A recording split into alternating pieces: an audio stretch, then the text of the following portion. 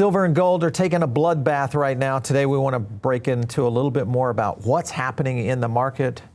You don't want to miss this one today, guys. Let's just jump right into it. Let's go over to Google Trends. And if you look at what's going on with Google Trends right now, with silver price, gold price, and Bitcoin price, you can start to see a lot of things centering around, but all very interesting in terms of the amount of people that are starting to look at this. And we wanted to bring in an expert to kind of really break this down because there's been a big retracement here. So Chris is joining me, coming over from Arcadia Economics. If you guys have not checked out his YouTube channel, right here it is. Jump over there. He's got a lot of videos that are very dialed in to what's happening in the precious metals market. So welcome to the show, Chris. How are you? Paul, I'm doing great. Thanks so much for having me here. And like you quite well pointed out, it's not only a fascinating time in the silver market, but really a historic time, which I think things have happened so quickly that, I mean, just what we've seen over the past 2 years with the gold and silver rally. And then that has been stunning in itself. And then sure enough, there are people who have been waiting 45 years to see silver break through 50. We finally saw that happen last week. Obviously, there's been a correction this week, which I think some people are a little concerned about. And as we can dig into, I think anytime you have something move as much as it has, you might want to be prepared for additional volatility. But it's wild what's happening right now. Do you feel that the commodity market right now is topping, or is this just a normal correction and you feel like there's more life left in this? I mean, I guess in that context, I would lead more towards the topping. I suppose it depends on what time frame someone's looking at. Mm-hmm. Well, we've seen the silver price come down a little bit. We've seen some of the indications of, and as we can get into, I think it's safe to say that the silver market to a degree broke on October 9th. Right. So we're seeing some of that get resolved, although if you take a step out of the precious metals for a second and think about what is happening with the Trump administration in response to the fact that we're now at that point where, because of what's happened with manufacturing over the past 25 years, and we're seeing it playing out with the rare earths, that it's that situation that's not so ideal where it's like, China, can we keep having some material if we want to go to war and use it against you? So we've reached, Paul, I know you've heard it for years. Well, one day, the kicking the can down the road. We've finally gotten there where this system is now preventing the military from doing what the government wants it to do. So that's why we're seeing a broader shift, which is being signified by what's happening with the metals as we speak. But when you look at gold and silver right now, do you feel like that was the reason that we saw the big crash and pullback? Why would we not see more strength in these metals with this kind of tension going on? And also the fact that we've got the dollar devaluing at the same time. When you say the crash and the pullback, are you talking about just the last couple of days? Couple of days, yeah. I mean, gold was $3,300 on August 18th. It had gone up $1,000 in 2 months. These are, I haven't measured the exact pace against 2011. I think this last leg may have outdone it. You could take any market in any scenario blindly, and if you see a move like that, there's going to be days where it sells off. Sure. So more just profit taking is kind of what you're getting at. I mean, I guess you could call it that. I mean, there's going to be corrections, and especially we saw what happened when silver crossed $30. It didn't just bust right through. There were a lot of fireworks around that, and I thought when we get to 50, you were likely to see that. Sure enough, we have. Nothing has changed in terms of the underlying reasons, and there still is not just what I was starting to say and others were starting to say, but now Bloomberg, according to them, references, and someone familiar with the LBMA's thinking, that the LBMA doesn't think this is just the silver's here and we need it here. Mm-hmm. But Bloomberg cited them as saying a genuine shortage. So you believe there is one. You believe the shortage is real. We're starting to see this play out in the markets, even though there are some corrections for it. Is this supply shock actually going to continue going forward? Well, it's nuanced, so let me be clear. Are we actually running out of silver? No, because a lot of silver went over to the COMEX earlier this year. So right now, there's plenty of silver in the U.S., although India had to halt new additions into their silver ETFs back beginning on October 9th. Articles said at the time that they expected the silver in the next shipment, although in a Bloomberg article, they said JP Morgan was telling clients they're not going to have any silver for India until at least end of October into November. Then last week, we saw the Royal Mint talk about delays in getting the silver that they need. And then a couple of days after that was when Bloomberg put out the article saying that the LBMA folks are suggesting. Right. Yeah. Because I was trying to distinguish specifically what you're saying there. Is it just, you could say there's a shortage in India. We're seeing product shortages in other areas around the globe. We're seeing there's clearly a shortage in the London market. Now, some metal has started leaving the COMEX, which is presumably going to London or maybe even directly to India. And it was, very shocking to see that LBMA comment that they are calling, Bloomberg referred to them as saying a genuine shortage. So the evidence is piling up on that. What would it take right now to create and Andy Schectman, who comes on our show a lot, he's a big silver guy, and he's been talking about this with me over the past 6 months, is that there is a problem, or could be a problem, on a failure to deliver. What would it take for a failure to deliver occur, especially in silver? Well, there's a school of thought that actually did occur back on October 9th. It does appear that something of that nature happened. Normally, the futures trades over the spot price. Right. But that got inverted with the London spot price going over the futures price. And on October 9th, I mean, if it goes over by 30 or 40 cents, that's a lot. Morning of October 9th, it was about $1.20 over. Wow. And by 11 o'clock that morning, it had gone up to $2.50 over. Sold out in India, panic in London, how the silver market broke. So what you're seeing is that they do have a shortage. And as that price went up, metal started coming from the COMEX, again, presumably back to London. Although I don't see that as a long-term fix, because what ultimately got us here in the first place is that, and I know Andy's probably told you plenty about this, is that you have the free float in London has been declining.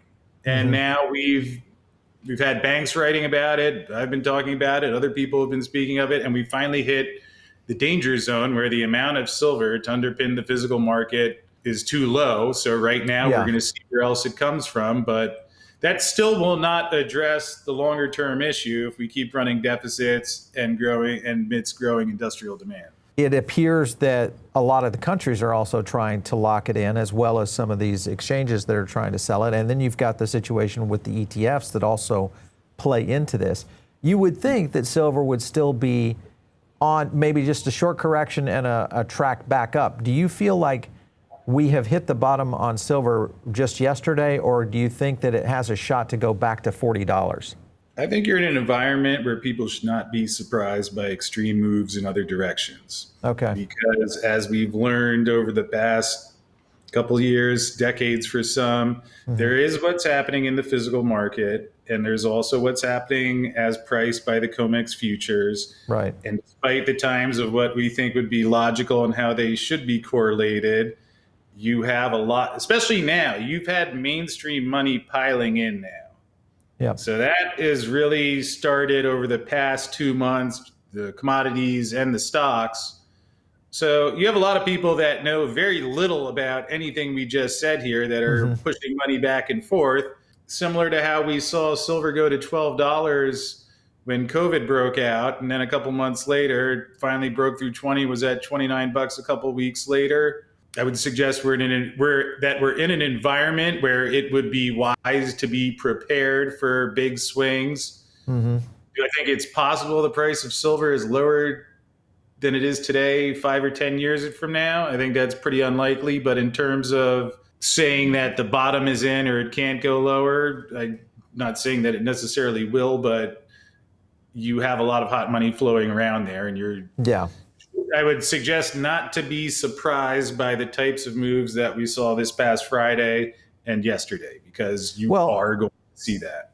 Yeah, and you look at the market tenacity that we're dealing with right now. A lot of people look at these rotations that seem to be occurring.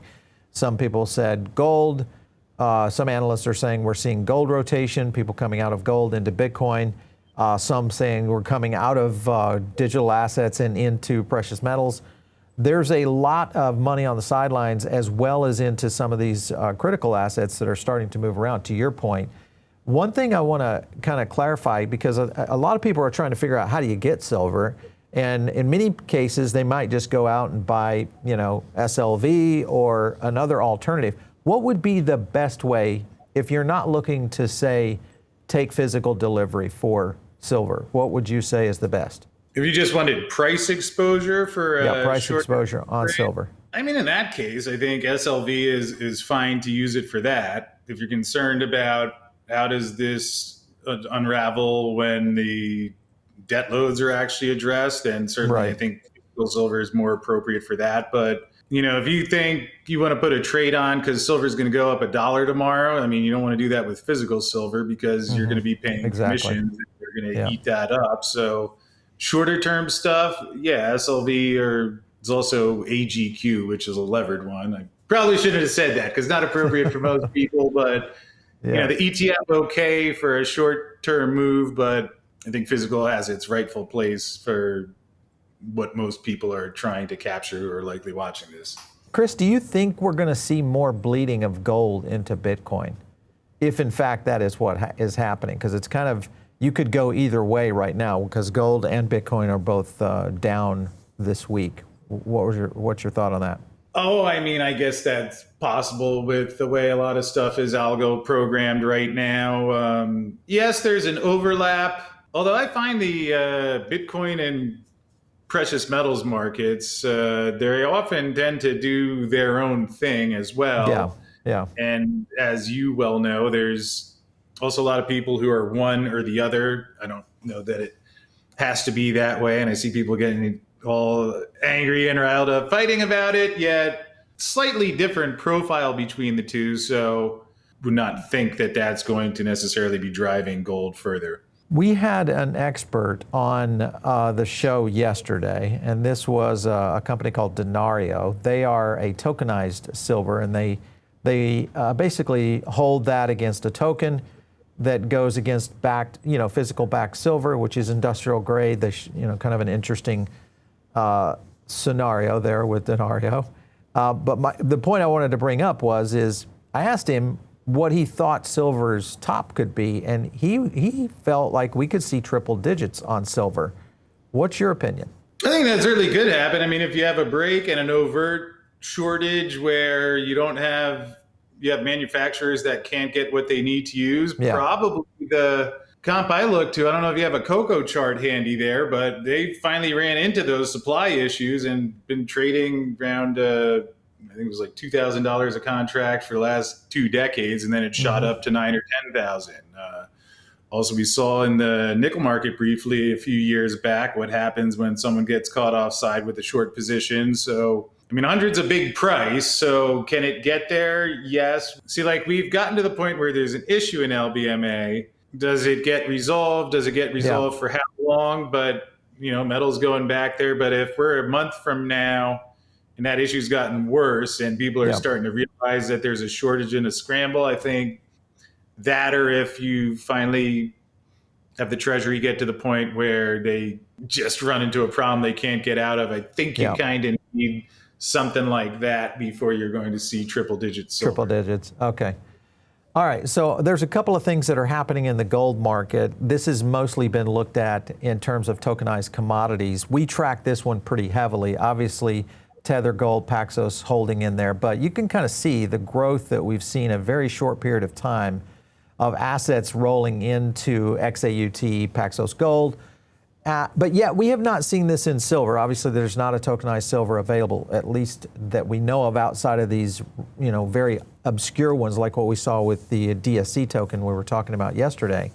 And you look at this, is this a better opportunity to maybe hedge these markets by going into these digital versions who are buying physical assets to back that token?